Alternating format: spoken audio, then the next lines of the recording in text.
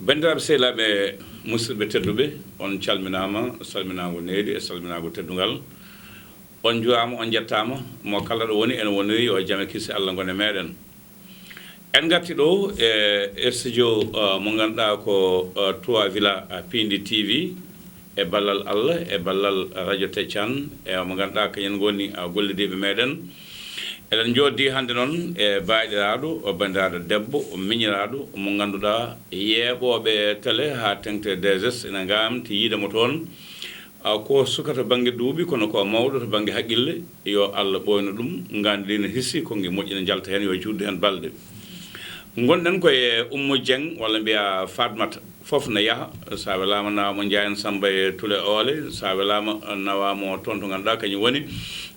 hono Lobbudu walla Duye ko goto mum e diwan fof ko goto ko bandira debbo dande tinno no feewi ko kanko mbatten hande noon yewtere nde ganduɗa ko yewtere debbo e nder suudu mum e gueɗe cuuɗinde debbo ko fewnata debbo ko wallitta gondigal hakkude neɗɗo e joom galle mum taw ko gueɗe dewɗe laawol ɗe gona jiggoyade ɗe gona gueɗe bonnoje salminde bandiraɓe nde wonno hakkude debbo e gorko ko gueɗal tinɗe woni ɗon alay saago mo kala homo goɗɗo teddina goɗɗo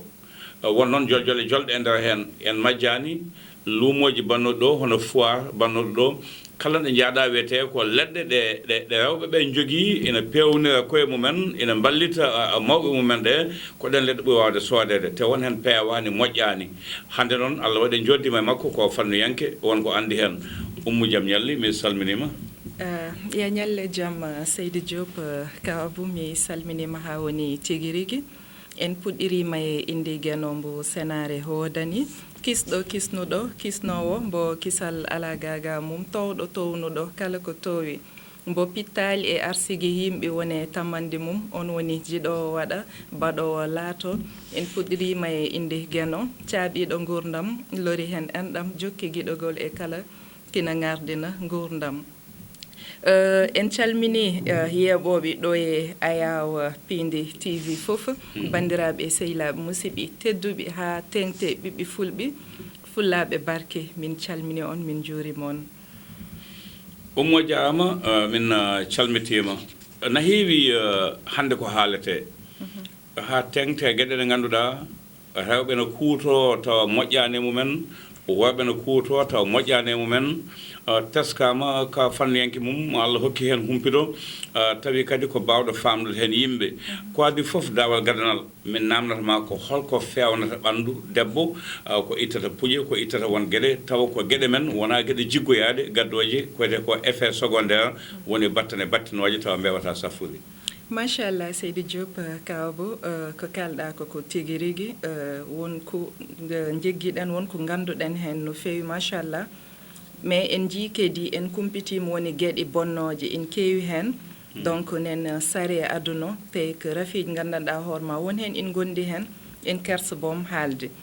donc ko puɗɗirtoɗen rek woni ko faate e ɓandu holno pewnirta ɓandu ma taw feere o hewta rutti kadi taw a tampata hen donc cotta ko puddi sa soodi nawgas puddi cooda limbam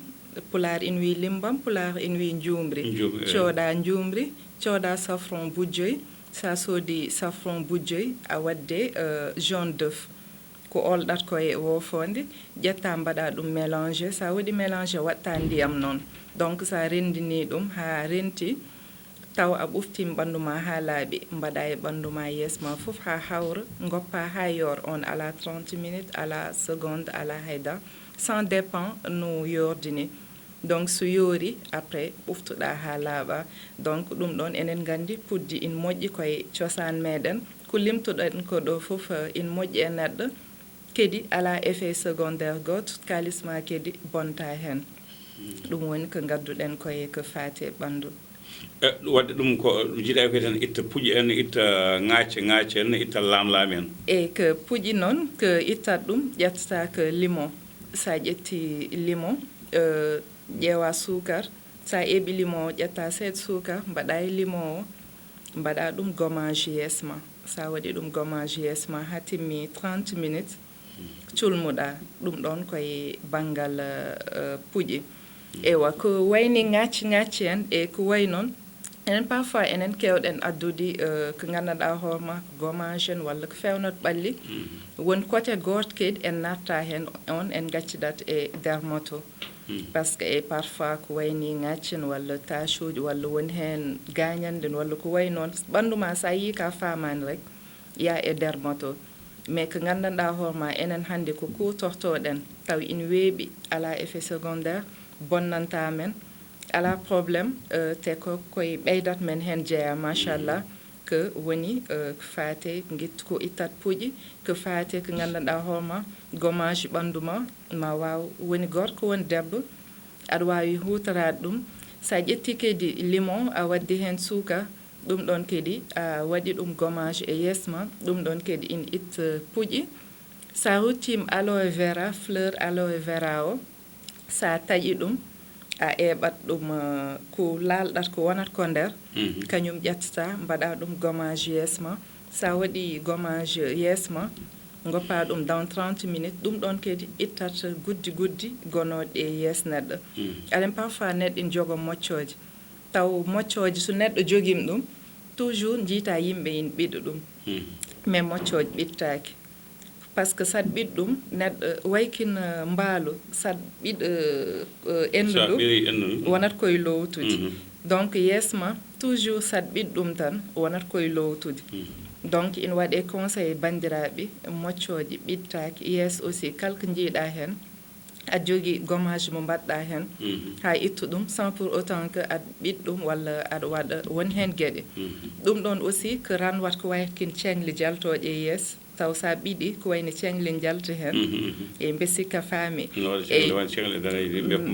merci e ɗum ɗon sa ƴetti diwtir kadi kañum ɓolum a ƴetti a waɗa yesma a waɗata yesma goppira noon dans 30 minutes culmuɗa ɗum ittat ɗum ha laaɓa Ummu ɗo famnima no waɗi gueɗe ɗe debbo huutorto e nder suudu mum taw ko gueɗe ballitoje ɗum walla wallita joom galle mum taw kadi ala battande saabu en jii rewɓe heewɓe ummotoɓe caggal Sénégal e nder luumoji men e jeereji men he koɓe ganduɗa koɓe jeeyata ha laaɓa caggal mum docteur ɓe ina wadda caɗele to banggue gorko walla to banggue debbo ko jaabotoɗa e ɗum e effectivement kalɗa koko gon celluɗo par ce que sen ƴewkinim hannde kamɓe yeeyoɓe ɗum eɓe kutortaka ɗum ko ɓuuri ko hen heewde so mbaɗama introsé ɗum ɗo est ce que ono noon kutoro ɗum ɓe mbiyatma ala par ce que eɓe gandi moƴƴani woni hen gueɗe ko wayni tanggaleji walla aɗa andi yimɓe parfois ɓurtinat ina heewi astuce uji gandanɗa hoorema yimɓe en kutoro ɗum e jeese mabɓe ina addan ɗumen rafiiji gandanɗa hoorema woni hen worɓe miyen goppi ɗumen hen woni hen walla nden gonde ref gandanɗa hoorema ko silence e nder galle hay goto andata jomumen kersa kadi yaade e docteur pour safriyade taw ɗum ɗon ina addanma probléme aji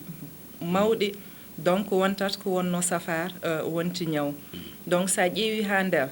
jarani te sodde hunde foof neɗɗo ina hutoro ɗum pour suud dewgal mum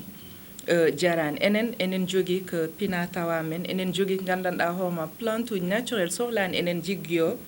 e leƴƴi goɗɗi walla enen jiggoyo e banggueji goɗɗi wonko gandanɗa hoorema enen sen kutorima ɗum men dañ ko jiɗɗen ko mais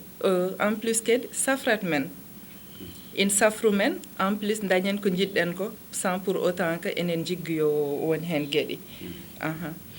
to banggue gueɗe men ɗe jeyɗen ɗe holko debbo foti huuta taw ala caɗele saabu wonde rewɓe kadi ko worɓe mumen tottat ɗumen yo jaa codoya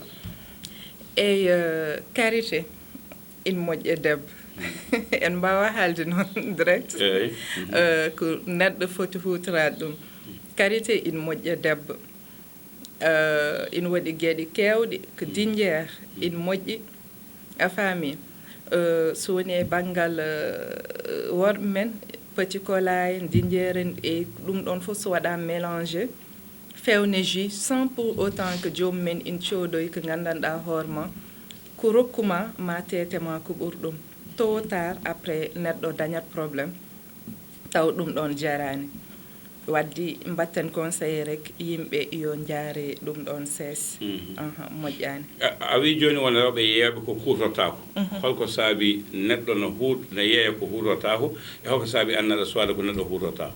eyyi sa ƴeewi sa naati boutique o neɗɗo ina yeeyi simmi taw simmotaka kaalis yilto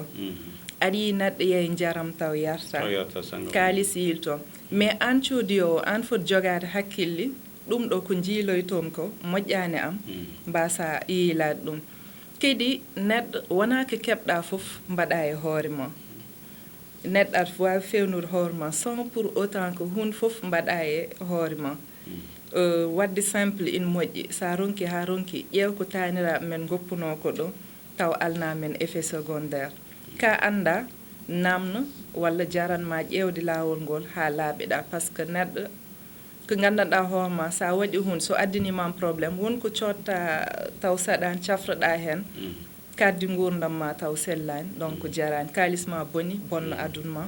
taw ala sens ko wayno wojjikinade heesal haalinane ƴettude puuɗɗi mbaɗa e naggam e naggam mbaɗa e ɓandu ma feewa taw ala caɗele no serti e waɗoɓe heesal hay pingotoɓe ɓe jaaha ɓe ɗeɓa naywude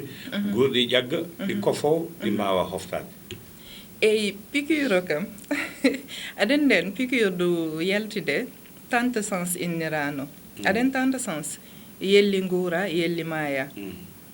piqûre kam kal baɗowo ɗum on kam ka bartiɗo te piqûre nen wara heewɓe e nder galleji par ce que woni waɗɓe noon guuri mumen ina hofto ina dañ probléme aji kersi safriyade ina addan ɗumen probléme aji mawɗi te tôt ou tard gandanɗa hoorema ma addanma probléme par ce que koye nder ɓandu ko goctoɗa koye rek e dow guurma ina addanma probléme allah haalani ko pinguiɗa une circule e ƴiiƴam ma ɗum ɗon kam sikki ala ko wartadi gonga e gonga eyyi enen mbi kadi hay debbo sine wuujo sa wujima ha timmi 1 mois ƴetta mew men sélia o mew sélia mbaɗa e ɓandu ma ɗum ɗon pour gommage du corps mew sélia o gujuɗa e ɓandu ma fof ha hawra goppa ha timma 30 minutes lootoɗa ɗum in wawi wasbonno pulla e ɓandu ma eyyi mew sélia o sa fulle ɓandu ma après in wawi wasde